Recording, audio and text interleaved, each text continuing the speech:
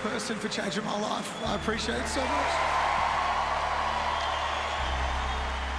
Watching him is really special, but we still say there's been no local to win the Australian Open in 44 years. It's simply just not true. If you Google, just have a little Google on who won the Australian Open in any particular year, all you get is the able-bodied men and women. But hey, people have been looking for that winner for, yeah, a long time.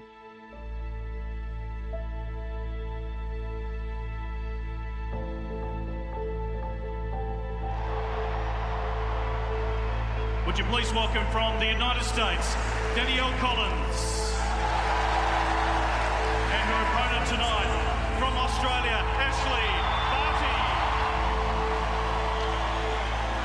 And it would be utopia for everyone here if Barty were to get the win. Ashley Barty to serve.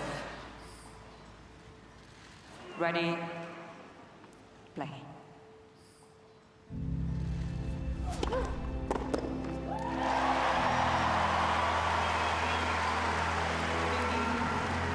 It's not two people hitting a ball across a net.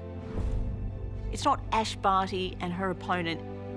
It's Ash Barty is one of us.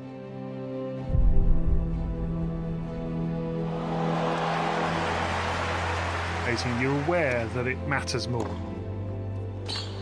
That every point is being hung on by everyone there. We also want to be able to say, see, we've got tennis players that can beat the rest of the world. A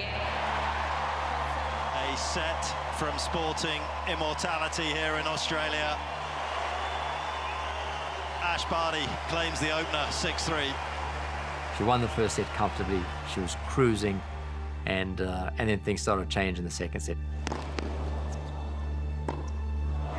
It's not the sort of error you expect to see from Barty off the forehand. Suggestion that she's feeling the nerves.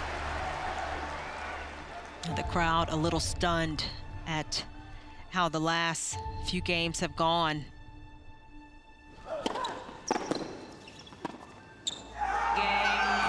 Help but feel the tension. Obviously, the crowd being behind Barty is an advantage, but it can also add to the pressure. You can understand why a nation expects.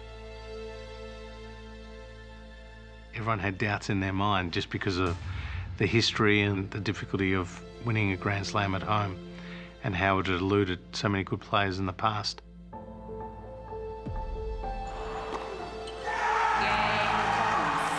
A trademark celebration from Collins as well. And then you kind of got the sense, she might lose, that would be terrible, that would be the worst story. She went down 5-2 pretty quickly. It's like anything can happen. And I was hoping that, and I'm supposed to be impartial, but in this situation, you cannot be impartial. Thank you. Barty trying to rescue the situation.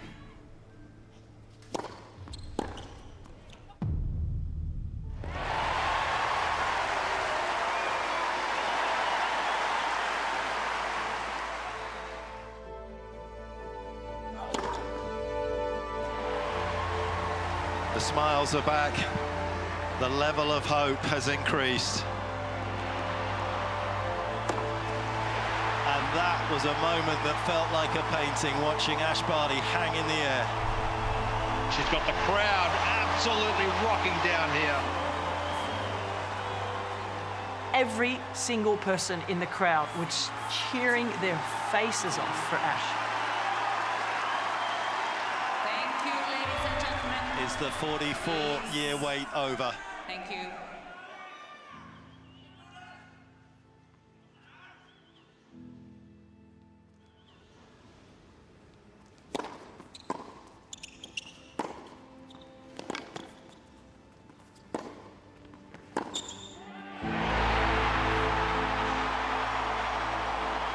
And she screams, and the crowd screams, and Australia screams.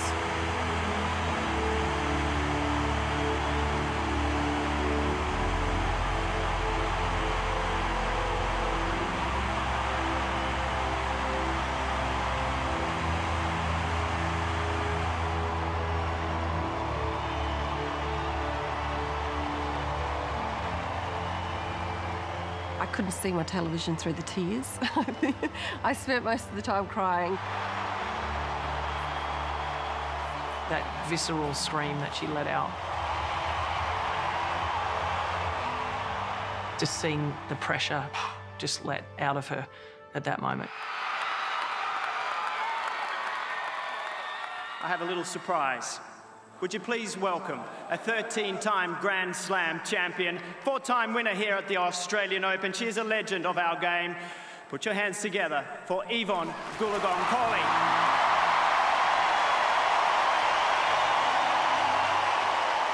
I've never heard Rod Laver Arena remotely that loud in my life.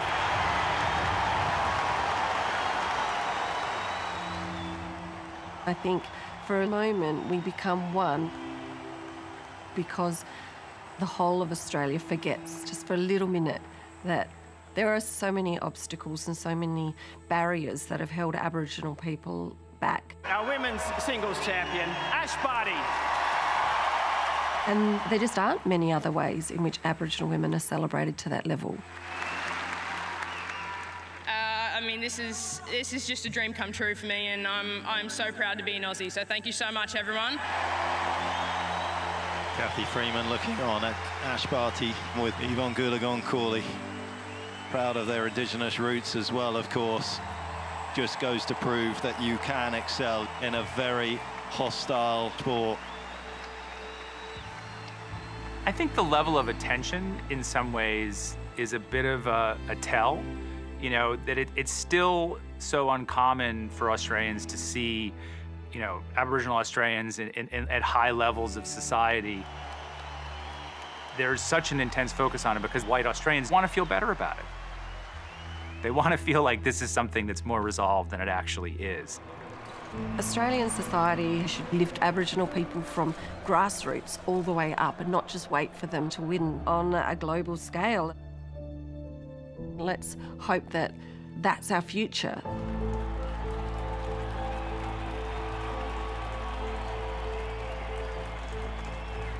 And I remember after that final, it was an all-nighter. It went on and on and on and on with the celebration. Well, Australian has taken home the Women's Singles Championships. How do you follow that up? Well, you've got two pairs of Aussies in the men's doubles final.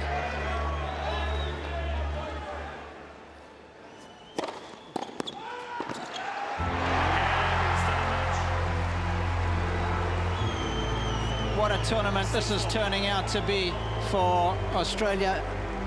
What we really like in Australia is a winner, because, you know, we do still carry these little chips on our shoulders where we want to be part of the big world. And a winner gives us that sort of bragging rights because we're up there. But for the rest of the world, the Australian Open is celebrated whether an Australian wins or not.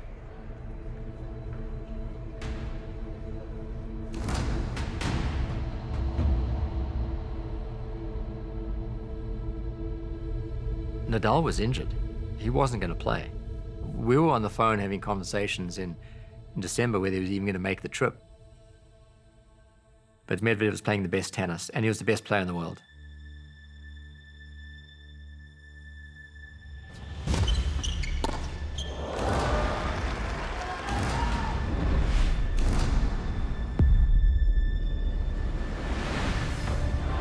He's not playing well. There's a few too many unforced errors for my liking.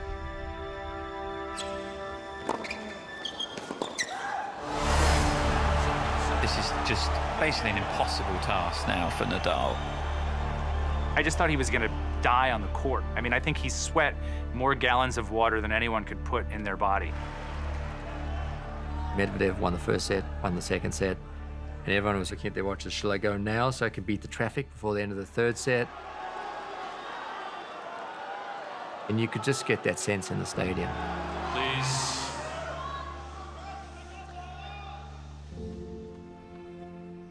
And then something clicked.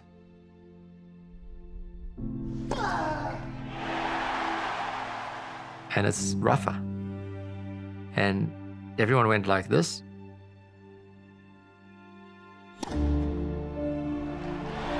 For the first time tonight, Nadal holds his future in his own hands.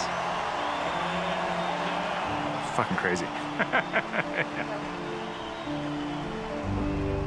Somehow he shows this courage and grit and just refusal to concede.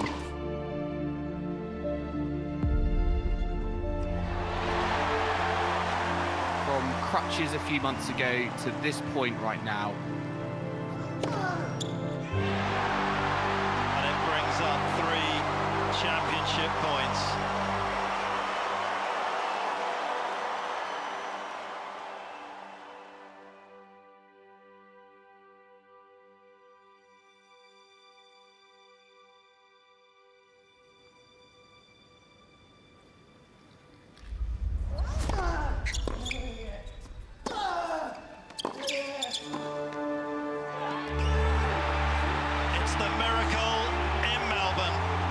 One of the most epic comebacks I think we've ever seen.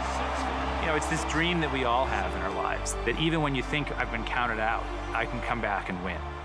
You know, whether it's sport, whether it's parenting, whether it's politics, you just want to sort of cultivate that idea.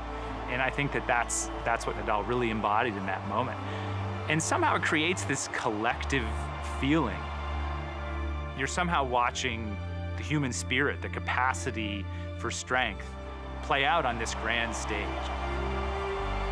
To my deathbed, it will be probably the most extraordinary thing I've ever seen. We got a moment of victory, him standing there laughing, looking at his team as if to say, how the hell has that happened? 21 major titles from one of the greatest players of all time in one of the most improbable victories of all time.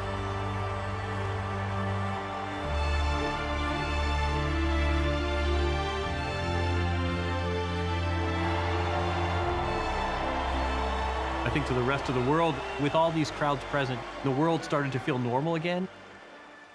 It was really a significant, symbolic moment that we've bounced back from this pandemic.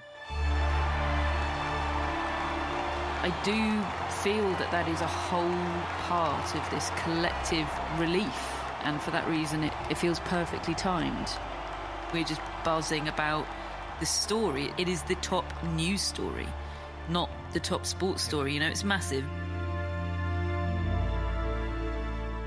I felt like goosebumps again, because it's just like, it brings you back to that event, because it started with such a great deal of difficulty, and it became a moment of coming together, and that's why I love the sport.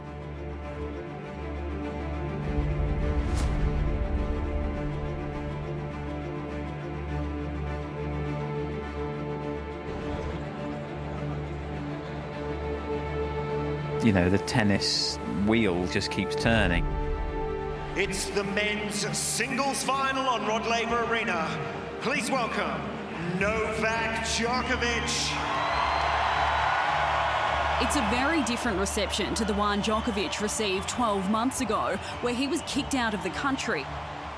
Last year is the past, it's gone. Is this the most support for Novak you've ever seen here? Yeah, look, Steph, I wish I could hear what you were saying, but...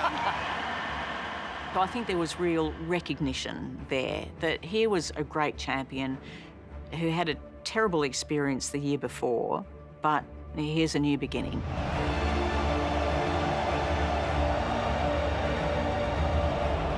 The ongoing narrative of the tournament is a kind of thing whereby the carpet is being rolled up behind you all the time.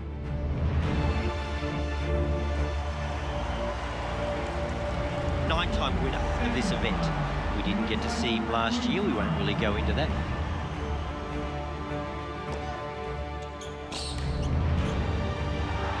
Champion of Australia for a 10th time. Players come and go,